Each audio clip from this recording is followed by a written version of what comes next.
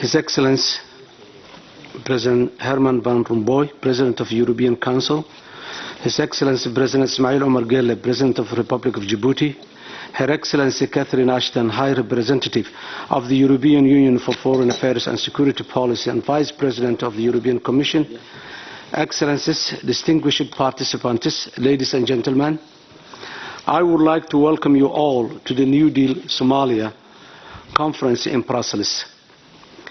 Your presence and participation at this important event demonstrates your commitment, level of seriousness and desire to assist Somalia and its people in this time of making of the new history. I am honored to co-hosting this conference with the European Union, and I thank you for the warm welcome accorded to all the delegates here in Brussels. I also wish to note support and formidable hospitality availed by the Belgian government and its people in this endeavour. Our presence here signifies a new beginning in Somalia's relationship with its international development and donor partners. You would recall that when I assumed office in September 2012, I made a high call and challenged our development partners and donors and our friends within the international community to wear new glasses with new lenses and partner with us on a new model that's different from the model that was engaged each other for the past 22 years, including the long transitional periods. In essence, I call it for a paradigm shift in the development interventions with Somalia, as the old practices did not work anymore. Let me congratulate all parties here and announce that the compact that we are here today to sign, tailored within the framework of the New Deal, speaks to that call and is a fresh approach in that it was designed through a consultative process. The Somali government, in partnership with the international community, has reached out all different parts of Somalia and listened carefully about the needs and the priorities and the aspirations of the Somali people in all walks of life. In line with that, the compact incorporates our government's six-pillar policy framework with the priorities anchored on state-building and peace-building goals of the New Deal. These priorities are inclusive politics, security and justice reform, economic foundations, revenue and service delivery. Most importantly, the New Deal Compact is underpinned by core principles informed by this new paradigm shift and which bind the government and its development partners together. From our side, we've changed our approach as well in line with the paradigm shift, and we have engaged our communities to take part in key decision-making progress of the national as well as the local issues. Conference participants were Somalis at the new political vision for Somalia conference, which recently ended in Somalia. Conference participants were Somalis from all walks of life and all segments of the society. Their voices will be heard and their views reflected in all our strategies to implement key policies and procedures for bringing back Somalia into its own feet. Excellencies, ladies and gentlemen, today is about expressing our commitment and signing to the Somali Compact as the development framework in this regard. This compact process is based on the Pusan New Deal principles to determine the priorities for the next 3 years, 2014-2016. Public consultations have been undertaken with key stakeholders and across the country. With this in mind, the federal government of Somalia, on behalf of its people, presents this compact, which is a living document reflecting the ongoing process of transition and transformation towards a stable Somalia. First and foremost, let me begin with the security, which is our top priority and is indeed, it is the foundation of a functioning state and prerequisite to stability and development. We are laying down the foundations of our security institutions, and reform is progressing very well across the board. We are steadily building the long-term sustainable force that will take over our own security. New commanders and leadership are now in place. A campaign to instill discipline and national loyalty is ongoing, and we are allocating the majority of the available resources to the security institutions, being priority number one. We are integrating various militias, rehabilitating defectors from Al-Shabaab, increasing patrols, and taking tough decisions when human rights abuses are committed. Our forces lack basic and necessary equipment. We do not deny the shortcomings and the weaknesses. Paying them on time is an absolute must in the interest of discipline and loyalty, but all too often this has not happened in time. Security operations across the country continues around the clock in our attempt to deter and prevent Al-Shabaab attacks on civilians and high-value targets in the capital of Somalia and other major cities. Moreover, we have also successfully launched the Somalia National Security Council, which will improve coordination, planning and strategic operations for the security. This means we will be more effective in preventing security incidents and protecting our citizens wherever they are. In the security sector, we must find the right balance between fighting a counter-terrorism campaign, reforming and retraining at the same time proves to be very challenging. Doing either would be difficult from our starting point. Doing both simultaneously, as we must, is a real challenge. Excellencies, distinguished guests, ladies and gentlemen, let me now say a few words about governance in Somalia. We fully understand that good governance is essential in all Somali institutions, at the national level and at the regional and district level. Public finance management reform, judiciary reform, and institutional building initiatives are underway, and a testament to our commitment of establishing good governance and rule of law. Our Parliament, where we have introduced and ratified legislation on setting up local administrations, public finance management, investment, and much more, is now functioning properly at the hour. Public finance management is a critical area where we have made progress. Our central bank now has modern facilities such as SWIFT code and high-tech electronic transfer and electronic payment system. Other critical reforms are also underway. Our Parliament has approved the government budget 3 times, and our expenditure is in line with that budget approved by the Parliament. We have restored our relationship with the World Bank and the IMF after 22 years of absence. Norway is assisting us with the direct budgetary support through the special financing facility, which we hope that many more donors will also be contributing.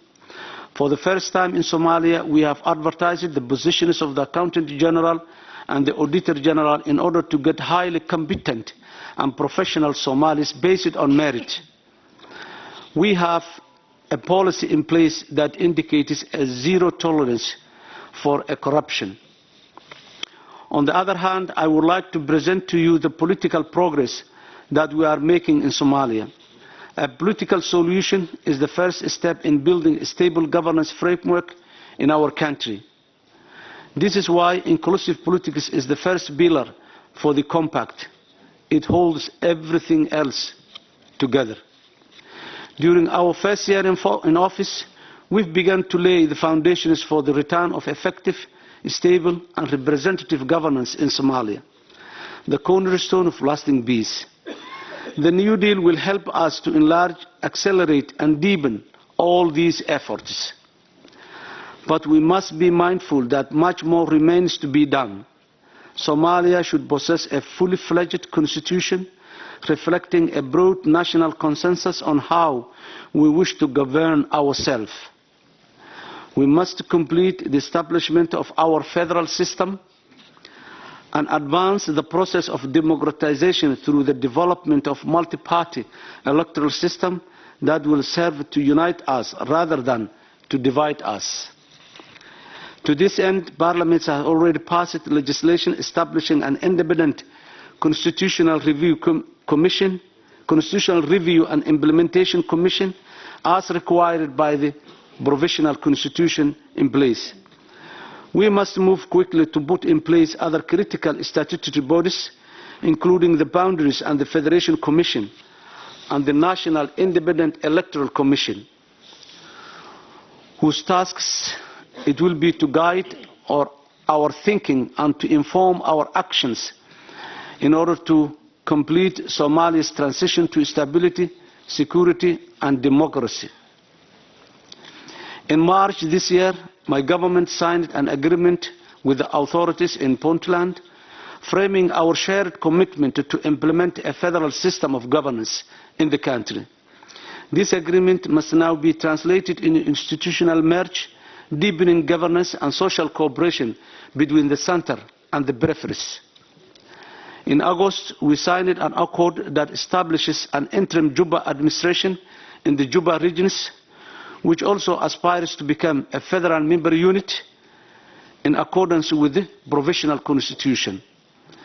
This agreement, achieved after long months of painstaking negotiations, demonstrates what can be achieved through the combination of Somali political leadership, AMISOM peace-building support operations, and all these troop-contributing countries, and state support of our closest neighbors working together within the framework of IGAD.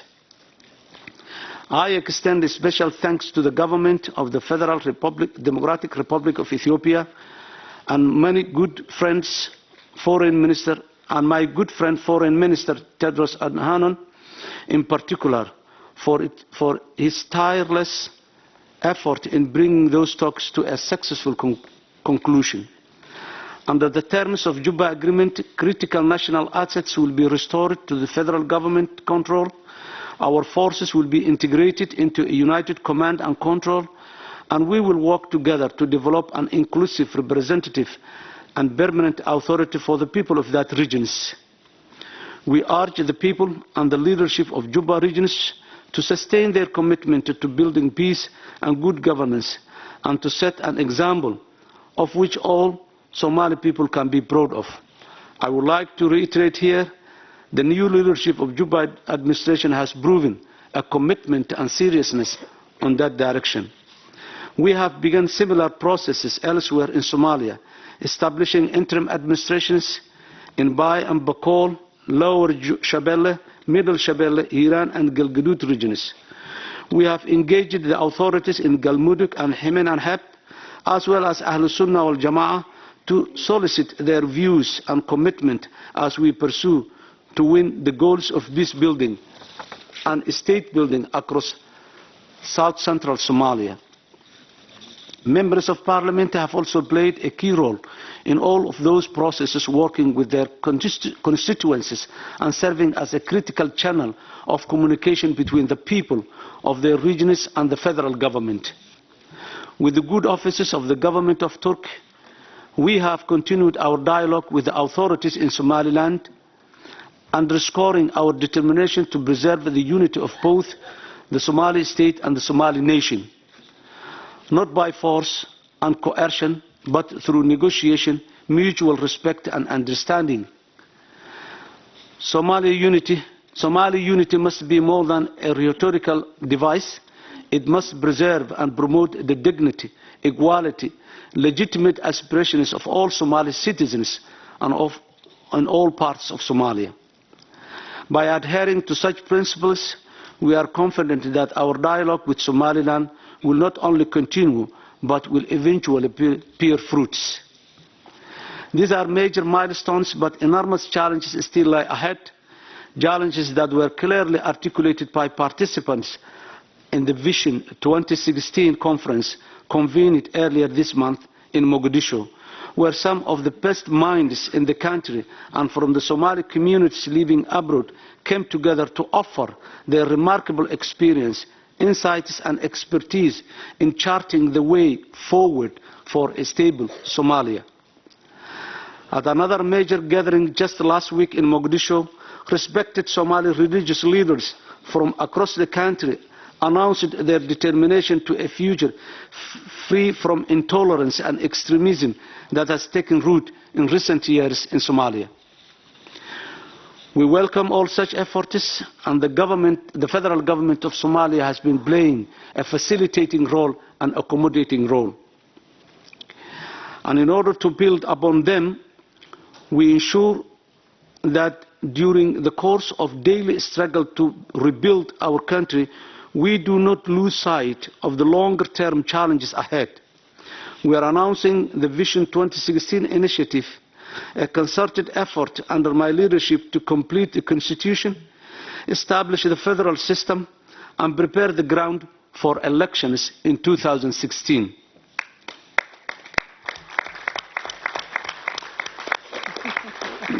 We will need a direction, determination, discipline, as well as the requisite human and financial resources if we are to succeed. And as we roll out the concrete objectives and benchmarks for this initiative, we will be seeking the support of both the Somali people and the international community. Excellencies, distinguished guests, ladies and gentlemen, finally, all the achievements that we are making on the ground require our collective commitment, determination and unity. And I therefore would like to kindly request your generosity to help Somalia. And I am very confident that with our collective leadership and courage, we can continue this journey to a successful conclusion. The New Deal must deliver on the ground soon. It must not be a well-intentioned bureaucratic process that remains remote from the Somali lives. The expectation from our people is extremely and understandably high. Somalis are looking forward to the international community to emerge from the recovery to reconstruction and delivery support that makes a real difference to the lives of the ordinary citizens inside Somalia. We must not let them down at this time. Assistance must be real and tangible, not abstract and theoretical. Somalis have given us their confidence as a whole, and as they turn to despair to hope, we need to stand by at this critical time. I would like to share with you also the latest concern from among our people. Somalia has been supported and has been stand with the support of its citizens outside the country, in particular the Somali diaspora scattered all over the world. The remittance was the lifeline for the Somali people at the difficult times. Because of certain circumstances in the world of today, doing remittance business was becoming more and more difficult in recent times. And now there are a lot of indications from different parts of the world, particularly the international banking system, that remittances to Somalia is not possible anymore in the near future. That will take us back to a difficult situation that Somalia has emerged in the past.